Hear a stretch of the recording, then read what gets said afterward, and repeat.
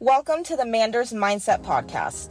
Here you'll find both monologue and interviews of entrepreneurs, coaches, healers, and a variety of other people, where your host Amanda Russo will discuss her own mindset and perspective and her guest mindset and perspective on the world around us. Manders and her guests will help explain to you how shifting your mindset will shift your life.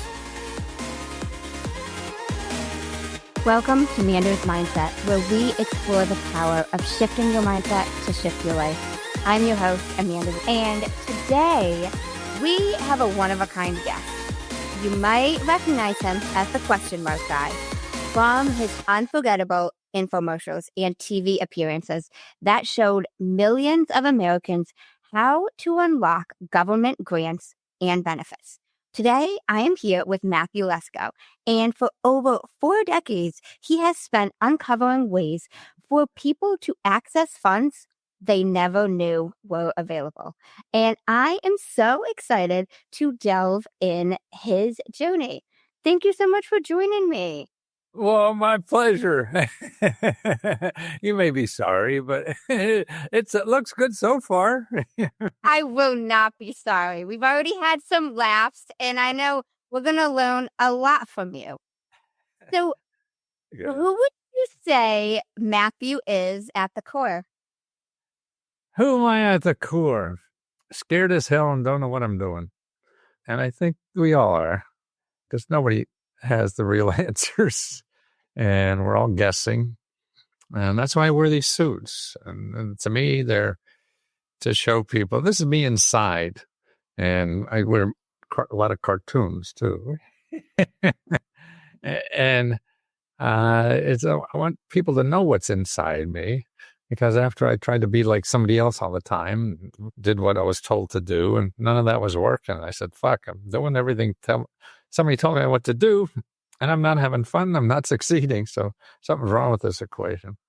So after a couple of failures of various businesses and things, I decided I'm going to have fun first and enjoy myself first. And that's what I got to the suits too. Is that this is me inside. Now I lost a lot of money when I start wearing these. I was on a successful stream, and then I show up like a clown one day, and they didn't want me to do this. I was doing a lot of media. You saw me in infomercials and stuff like that. And they say, "Oh, you can't wear it like that and talk seriously about money." Yeah, that's crazy. But I find this is a filter. If you like this, I know I'm going to love you. If you don't like this, we're saving each other lots of time, and we shouldn't do anything together. It really changed my life so much that way. And the more I dig into me, at what I am, I find I can do that better than anybody else. And that's what I think we're all here to do, is give as much as possible before we die, whether it's personal or professional. But you have to give you the best thing you have in you is probably what's weird about you, because nobody else can do that as well. So we go out in school and jobs and everything. Nobody wants you to be different. Everybody wants you. And that's not our best. So we're not growing. And I think as an organic being or organic whatever in society, we have to keep growing as much as we can. And you have to grow from the inside. To me, the outside is just learning where to fit in with what you have. Not try to change the outside, because shit, you probably can't do that. But as how to find out what you're the best at, what happens, what you can do better than anybody else, and find a place where that's needed. And that's what we have to do. And I think now it's easier than ever because of the internet and things like that. And it's cheaper than ever to start things than it was when I was growing up. I'm 80 some years old. And so you just start a store, back in the 50s or 60s, and a couple $100,000 to get a store going. Now, $20, you got a store on Etsy. So things have changed a lot. I forget, what was the question again? You basically answered it. Like, can you take us down memory lane a little bit? Tell us about your childhood. Let's go backwards. Oh, shit. Let me get some appropriate music. Okay. I'm a middle-class kid in Wilkesboro, Pennsylvania. My grandparents, all immigrants, came over here to work in the coal mines. None of my parents went to college, and trying to you're gonna make a living. The immigrant story. The parents work hard, get their kids educated, and do better than they can do. Yeah, I don't know. I guess I had some kind of personality, but I wasn't a student. I wasn't an athlete. None of the stuff that you got praise for growing up in high school. I knew I had to get out of town. Did you have any siblings? Yes, two. One older, one younger, both 4 years apart. My parents were Catholic, and I think they were planning college. Oh my gosh, that's funny. And now, so did you go to college? Yeah. I finished barely. I was on probation. I hate school. Been thrown out of so many high schools and stuff like that, but just for being an asshole. I mean, I just was so bored, and I entertained myself. Like, you saw this before the show started. I'm entertaining me, and maybe people will enjoy it and add something to their life. You send me to the chalkboard to do something, man. I don't know how I was doing it. I would get the whole room laughing. And I went to Jesuit prep school I was thrown out of. And I would go to, they called it judge, Jud, justice under God. And you had to write Latin vocabulary for an hour and a half. And I would get jugged every day. And then I finally got out. I tried to even quit college. My dad really laid into me on that. I snuck through just on whatever the number was I needed to graduate. I got that, a 2.0000, whatever the hell it was. They said, you need above a 2.0. Okay. Whatever it was to do that. Then I went 3 years, 2 months, 9 days in the Navy, Vietnam era. I didn't want to be drafted and live in the jungles.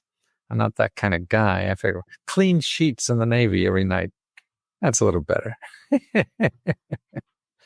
So I got out of there and went back to college, got a GI Bill, found somebody that let me in, American University. I wasn't any smarter, but graduate school is easy for me. I don't know why. It's just easy to read. What'd you go to graduate school for? Got an MBA. And then it took me 2 failing businesses to unlearn everything they taught me in MBA school. What were the 2 failing businesses? I had a computer software company. My MBA was in computers. I was a computer programmer even back then in the 70s when the computers were big as this room. I had a software company I started that failed. I had another research outfit that failed. And then I started becoming a consultant. See, when you fail a lot, you become a consultant. And I was in Washington, and I'd go to big companies to get information they needed. And I didn't know really how to do research, but I wanted to get money to feed myself after 2 failures. So they'd tell me what they need information about, and I'd go out and look for it. So I was in Washington, D.C., and the libraries are greater here than anywhere else in the world. When libraries are important, they're not as important anymore. So I just go all these government agencies and find the studies. They wanted to know about markets and getting new businesses and competitors.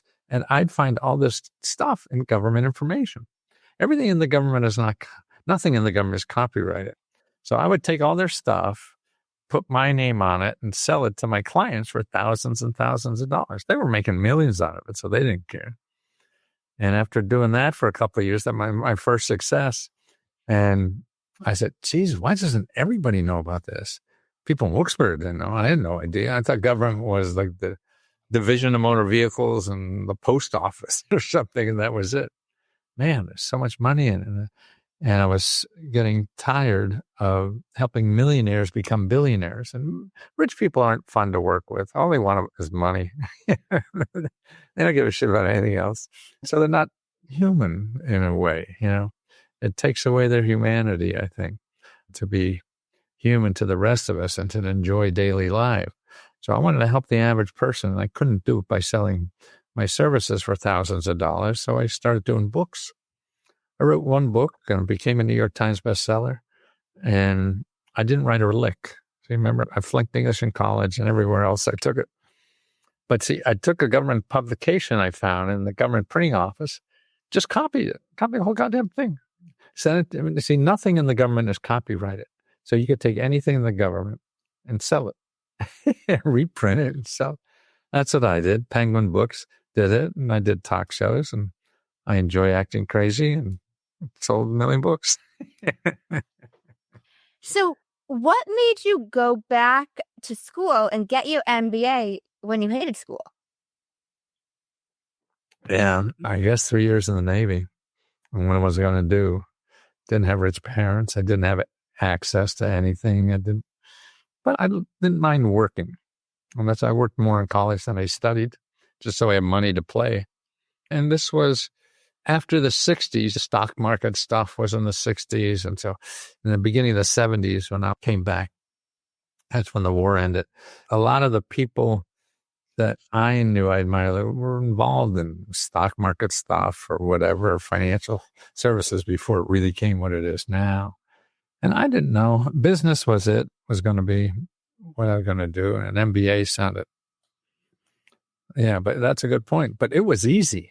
I started taking undergraduate courses when I got out because I couldn't get into school anywhere. They said, well, take some undergraduate course, see how you do. Maybe we'll let you in. They were hard. And I find a school that let me in the graduate school. They were easy. I can't believe it. Yeah. Oh my gosh. Really? Now, I got my bachelor's, my undergrad degree, but I never went to grad school. So that's interesting that you say undergrad was harder. Oh, definitely. Way up there. And even after the Navy, I came back to undergraduate. I couldn't do well either. But yeah, it's just more adult learning, I think, of what it is. Undergraduate is more like harassment for a sorority or fraternity, and they make you do all this bad shit. That really probably means nothing. And graduate school was so different. I couldn't believe it. I'm glad I did it. Glad I got through. And got through a couple of divorces, failing businesses in the meantime. But it's fun, everything. And the bad times are the only time you learn in life. You're not going to learn anything from success. Anyway, the bad times are the only times you learn? Oh, absolutely. You don't think you learn from success?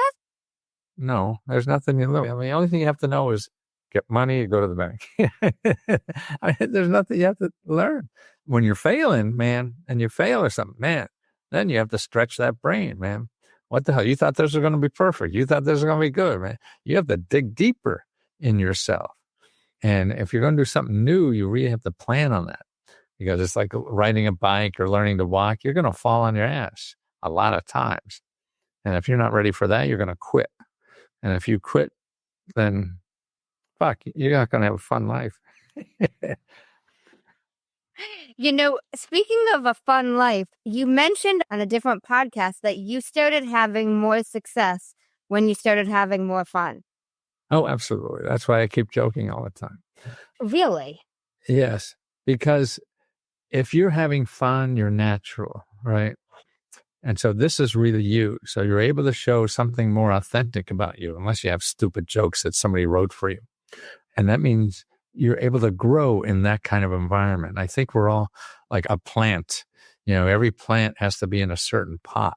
So you have to be in a pot that's comfortable for you to grow in. You're not going to grow. You don't want to do anything. You start withering away.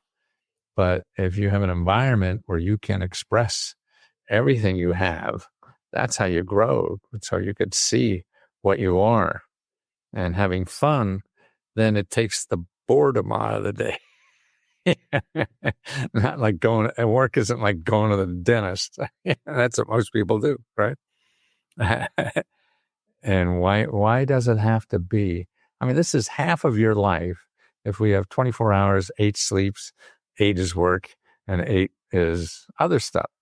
So why does half of your awake life have to be miserable? I mean, that if it's fun, then you're going to work harder at it. You're going to have more fun. You're going to contribute more. You're going to give more. And I think that is the real thing in life. How much can you give before you die? It's not how much you can get, because you can't take that shit with you. And that's only toys and stuff, you know. But your heart is where the good stuff is. And as I get older, I mean, when I was younger, I used to try to get stronger and faster and smarter and all those things, macho shit that guys did back then. And now, none of that stuff is going to get better no matter what I do. I can't get smarter. I can't get faster. I can't get stronger. If I could stay even is the best hope. And that's probably going to be hard. But I could love harder. And that's what I think I could really do better. And that's what I think all of us could do. And that's one muscle you could keep growing forever, no matter how old you are, no matter how rich, poor, or whatever you are. That's one thing you could keep growing. And I work on that a lot now. Is there something that helped you be able to have more fun? Probably listening to my heart. That's the most important thing. Your heart is smarter than your brain. If you're using your brain for everything, then you're editing.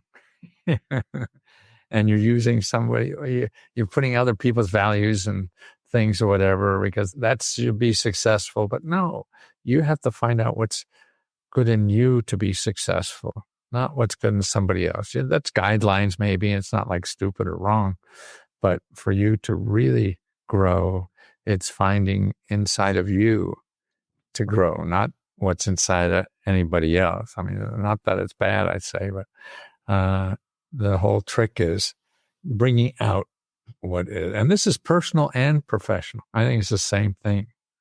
Your personal relationships or your professional relationships. If you're an honest person personally, then you could give more because it's natural to give. And we want to give more because that's our nature. We want to love hard. I think we want to work hard and we want to love hard. That's the joy in life. Not working easy, not loving easy. Yeah. That's like, well, I could play basketball against a 5-year-old and I'd win all the time, but that's not fun. You're not growing. You're not doing anything for you. That makes a lot of sense. Now, I want to transition a tad. When did you start wearing the question mark suit? I'm just personally curious. Yeah, maybe about 20 years ago. And you mentioned it's because what you're feeling inside. Oh, it was always in there. I was just having the courage to do it. And even when I first started doing it, boy, I remember walking through the airports, it was like every step was like walking on a crate of eggs. I was going to break them all or something, what people would say. And I was throwing off of TV shows all the time. I made tons of dough at home shopping. I'd go down there and sell 30,000 books in 2 days. Yeah. And they didn't want me in the question mark suit. I came down to question mark no. And I gave that up because this was me. This is something I had to do. You have to live for something bigger than you in a way. And then that's more important to make life a value for you. If you're living by everybody else's values, I think that's not going to make you satisfied. You have to figure out what your own values are and live by them so that you are your own hero. And that's how you become satisfied.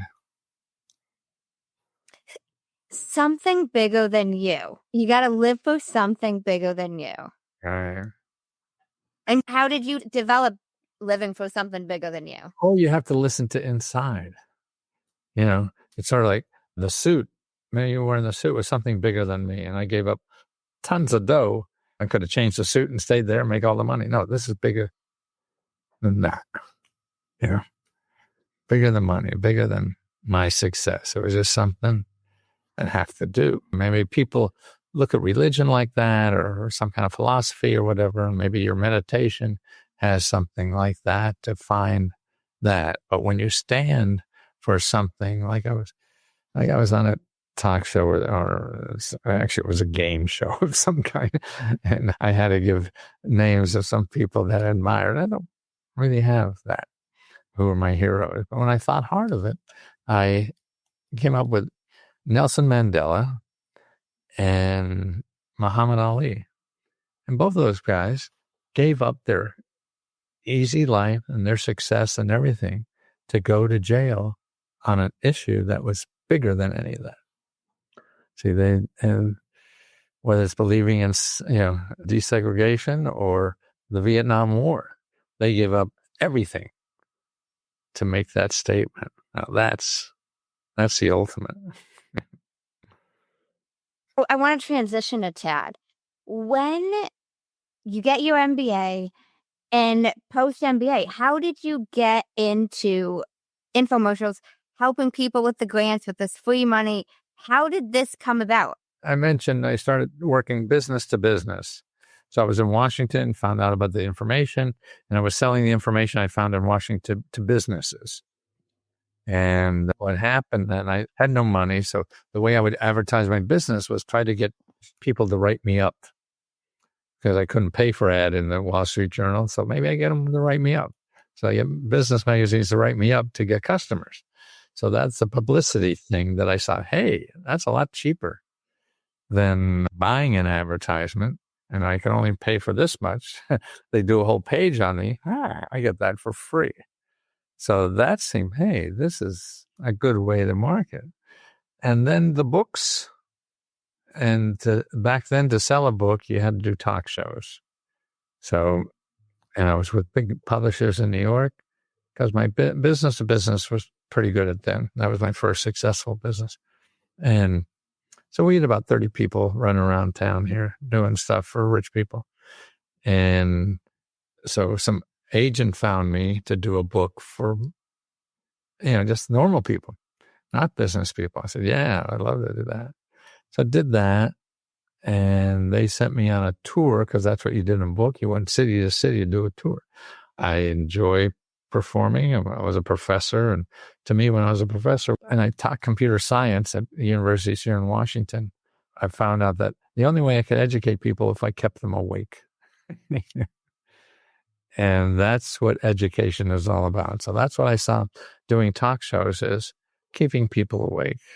So educate them. If you're boring, nobody's going to pay attention, and you can't educate them. They have to be awake first. So I saw the talk shows loved that, because that's what they knew they were, just entertainment vehicles. They didn't care what I said. It was how I said it. So I was a regular on Letterman, Larry King. I mean, I must have been Larry King maybe a dozen times. Letterman, I know 7, 8 times. Oprah, I did about 3 times or so. I'd give him a show, but I had a message, and I knew what I was going to say that I thought would get people to look at this book more than anything. I'd write a book for a year, then I'd sit down for a month and figure out, okay, what's the best thing for me to say for a 1-minute interview? What's the best thing for me to say for a 3-minute interview? And that was more important, because that's somebody giving you an airtime. It's somebody, okay, here you have an ad for a minute. Do what you want. I'm going to think hard. Because that's what you're giving me, is a minute or 2 minutes on the Today Show. And I'm going to, no matter what you ask me, I'm going to give the stuff I think is the best for my book. How did you start helping people with financial funding? Well, from day one, I was doing that with Fortune 500 companies. Okay. And that was a consulting business. I was showing them where money was to do whatever they want. And then when I started doing the books, was that for the consumer? There's money and there's more for the consumer than anything. And that's why you see now in Washington, all the billionaires are here, because they know there's more money in Washington than anywhere else in the world. And that's why they're all here, because they got a guy in the office who thinks like them. And they could get more of this stuff. The millionaires know all this, and they use the hell out of it. And the rest of the country really needs it. We live in a country now, is the richest in the world, has more millionaires per capita than anybody else, and also more poor people than any other developed country. So we're number one in raising poor people. And that's the developed. There's about 30 countries that are called developed countries, and not the poor countries. And we're number one with 17.2% of our population lives in poverty. The average for all the countries is about 10, 11%. But we're number one, baby. We're number one in millionaires and poverty. What inspired you to start helping people with governmental grants and benefits like this? Greed. Yeah. I wanted to make a living.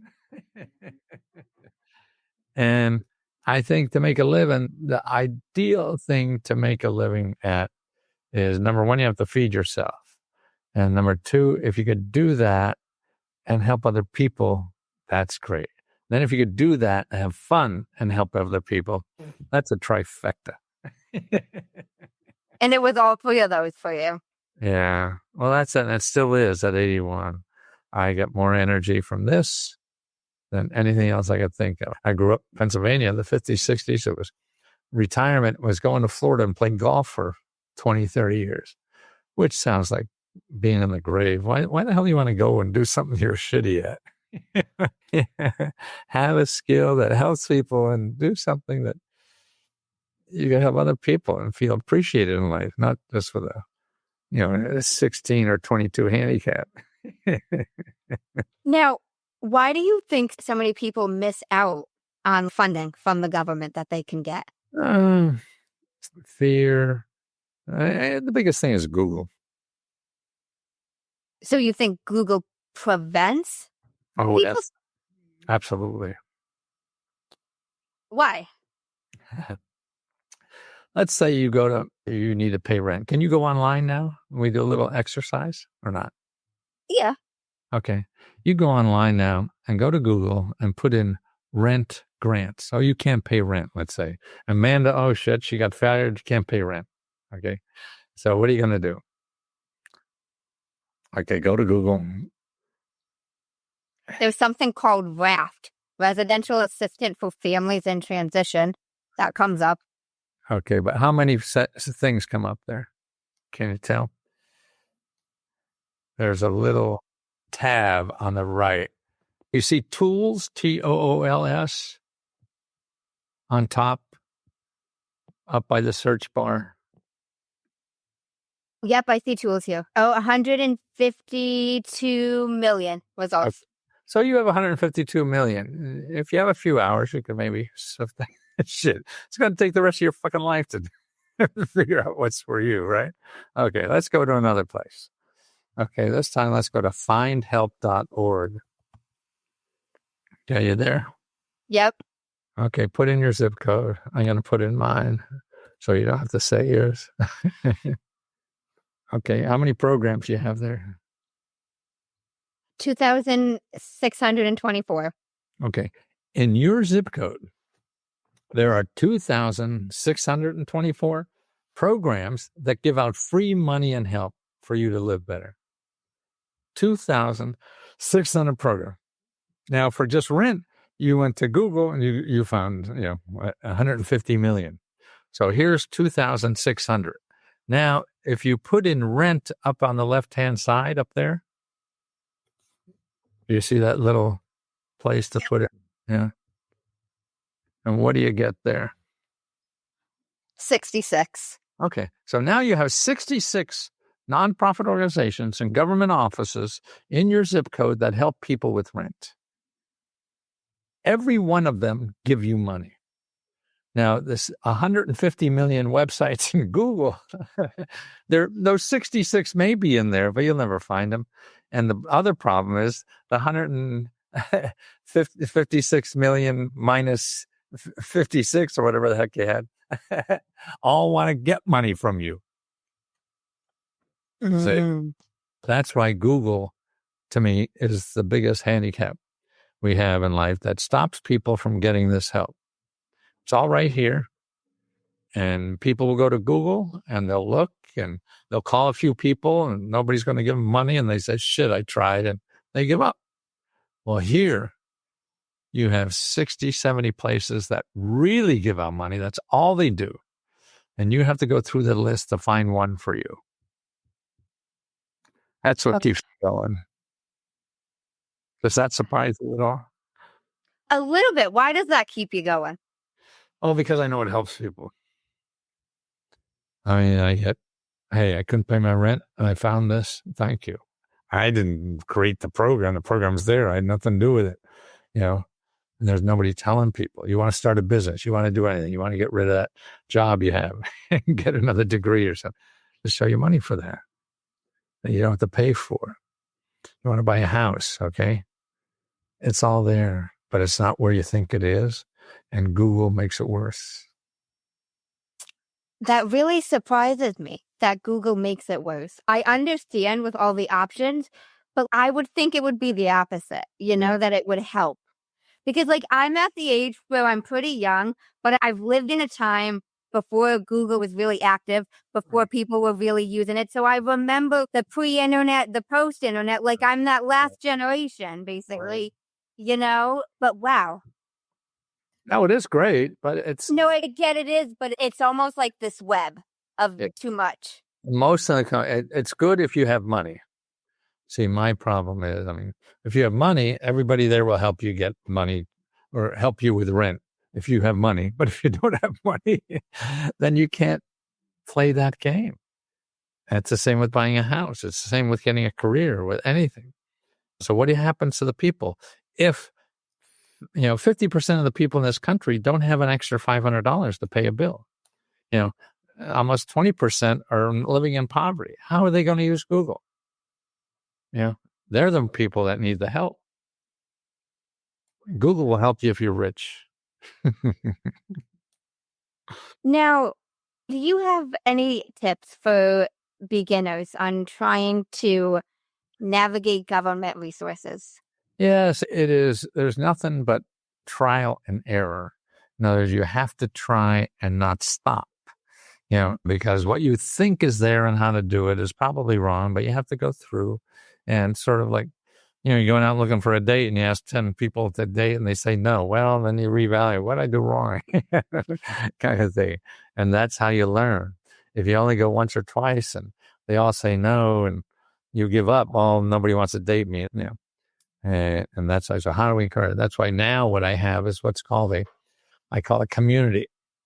So instead of me helping people one-on-one to find this, we have a community of 15,000 people now that help each other find these programs.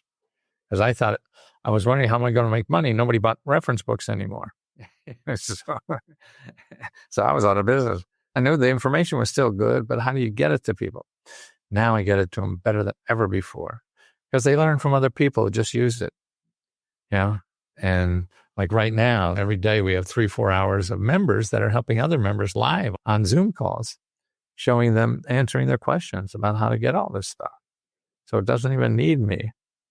And that's why I was able to do it for $20. I used to charge $2,000 for the same thing.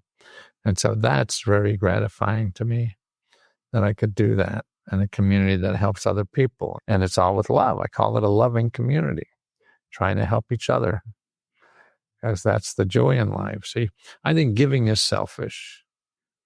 Giving is the most selfish thing we have to do in life because it feels so good. We want to love hard, don't we? We want to pick up a little baby and pour our heart out, or a puppy or a loved one, and just love hard. And that's why I think work should be the same way. We want to work hard. But it has to be the stuff that you are born to give, what is inside you to give, that makes you feel you're giving your most. Most people act as just AI. That's why AI could do a lot of stuff, because the people were acting like that too. So how do you know the difference? Somebody looking at a play, you say this, I say B. You say that, okay, I say A. And so we got AI to do that. And your soul's not in it, your heart's not in it, and you're just going to the dentist. So what would you say has been one of your most memorable experiences helping someone get some type of financial funding or assistance? Well, I had so much, and my most memorable experiences really is having my first kid, second kid. Children were just more. I never thought I'd have kids. Once I had 2 marriages before, and then when I had kids, I found out, God, it's the only thing I found in life that's better than I thought it would be. Like me, funking English and everything, having a New York Times bestseller. Man, I thought, boy, that's incredible, But you get on the phone and brag to all your friends, and then you have to go to work the next day. So it's not accomplishments. It's what you're doing every day. And then I say, oh, shit, I call everybody now. Now I got to go to work again. Yeah. Work should not be work. What should it be? Just something you feel you have to do. I mean, do you tell Picasso, you shouldn't paint, you're too old to paint? Yeah. Whatever your talent is, you have to do it. Yeah. And you have to give, and then you get that positive feedback. Makes you want to give more. You want to be loved back. And that's why giving is, to me, so selfish, because that's how you're giving more. And then people realize that and they want to return that kind of feeling. And that's the best feeling in the world. Do you think there's a way to give without it being selfish? Oh, people pretend they do. That means they don't have a heart to me. They're doing it transactionally, hey, I'm going to do this for you because you're going to give me more money, whatever. Yeah. And that's the way capitalism works, but we're humans. We're not pieces of money. We're humans. And that's what's important. All right. Yeah. That's the best part we have as a human, is our heart. And we try to use the rest of us to make money and be transactional and not use our heart. Has anything helped you be able to show up and use your heart more? Opening my own heart. You have to open yours to get it anywhere, to start the circle. The circle starts with you. If you don't open it, your own heart, to that and be hurt or whatever it's going to probably take as you go through it, it's not going to work all the time. You have to get up again and open your heart again until you do it. Like anything you do new in life is you just have to plan for failure, not success. Because failure is going to happen a lot more than success will. But you'll go pay some expert, the 7 steps to success, and you'll probably get through 1 or 2 before you start failing. And then you'll quit because I knew I shouldn't have paid that guy the money. He didn't know shit. But you have to go through that. That's why, to me, loving somebody is helping them do whatever they want to do. You can't tell somebody else what to do in life. We're all struggling our own battle on what to do in life. And nobody could tell you that yours is bad or not. And so if you love somebody, you just tell me, what do you want to do in life so I could help you do that? I love that. What do you want to do in life so I can help you do that? That's what love is. I mean, it took me a couple marriages and a long time to figure that out. Maybe we'll catch you earlier. Oh my gosh. Do you think the multiple marriages helped you? I don't. We talked off air. Like, I've never been married, but I work with a lot of people going through divorce, and like, in the brunt of it, it's not fun, but post it, you learn stuff. Oh, everything, all that is, you're following your heart to get out of it. You were a dumbass to get in it, but then you have to be a dumbass to get out of it too. And that's the way you grow, unless you want to be miserable forever. That's true. So you were married 3 times? Are you still married? Yes. This has been about 40-some years now, 45, close. Yeah. Why did you hesitate? What? You hesitate? Yeah. I was thinking of a joke. I couldn't come up with one. Well, 3 times the situation. It's better than I ever have at 81. The sex is better. Everything is better at 81. My wife is across the room now giggling. I guess she doesn't think. But no, that's beautiful. Oh, it's wonderful. No, I have a charmed life. I can't believe it's me living this thing. A schmuck from Wilkes-Barre, Pennsylvania, who couldn't get a date. So I've got a different type of question. What would you say you've learned from the first 2 marriages? That relationships take as much work as a business. I've never heard that phrase before. Really?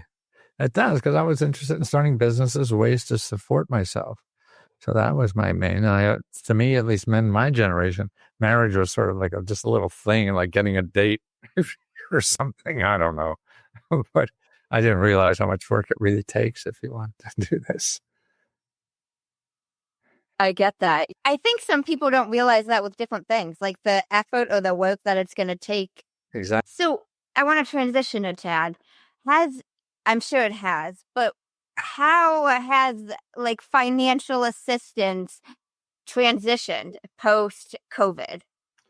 COVID helped me a lot because before then it was sort of, trying to tell people the government gives out a lot of money. It was hard to explain. Government only knew about the post office and whatever. So to get people to learn that, no, the government gives out a lot of money was hard, a hurdle to get over. But when COVID came and everybody got checks for $1,500 in the mail, holy shit, yeah. So it really did a lot of marketing for me and educated people about the power of the government and what it has. Rich people knew this all the time.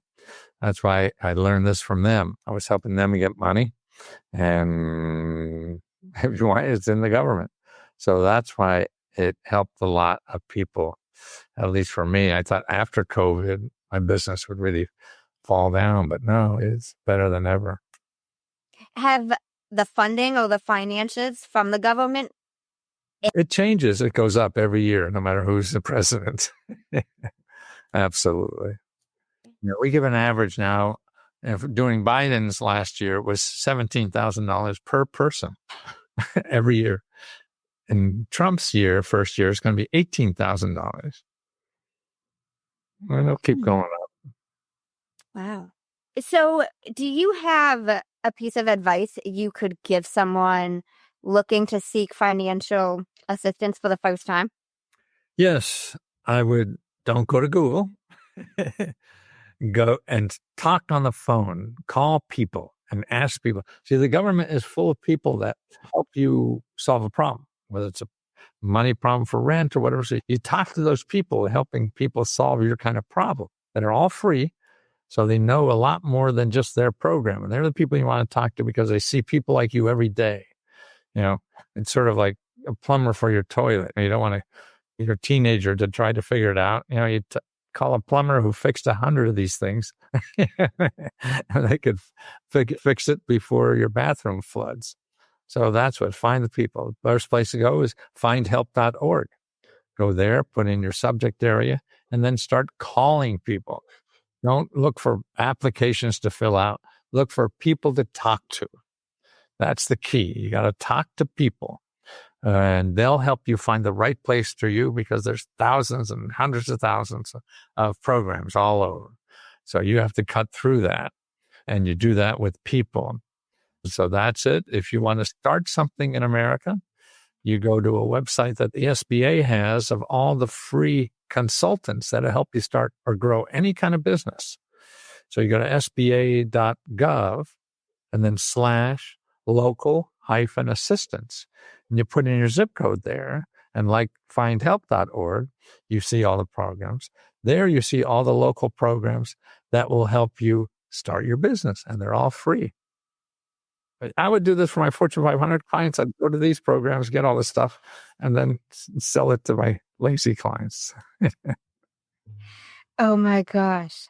So do you have any suggestions for people on how they can shift their mindset around governmental assistance? It's hard. You have to practice like anything else. You have, people in your area that are helping people. Go to that find help and just call one of the agencies. You need something, or you need to fix up your house, go there and you'll find 150 people that give out money to do that. Call one of them and see what it's like. They're an asshole. They don't want to help you and you're wrong. Then ask them where else to go. And then you keep going. It's sort of like dating or anything like that. You just got to stay in the game.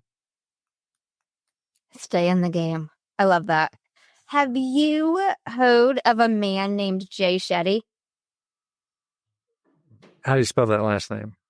Shetty. S-H-E. Probably not. No, sorry. No, so he hosts a podcast. He's an author, motivational speaker, and he ends his podcast with 2 segments, and I've incorporated them in mine as well. Give him a little bit of credit because these are not mine.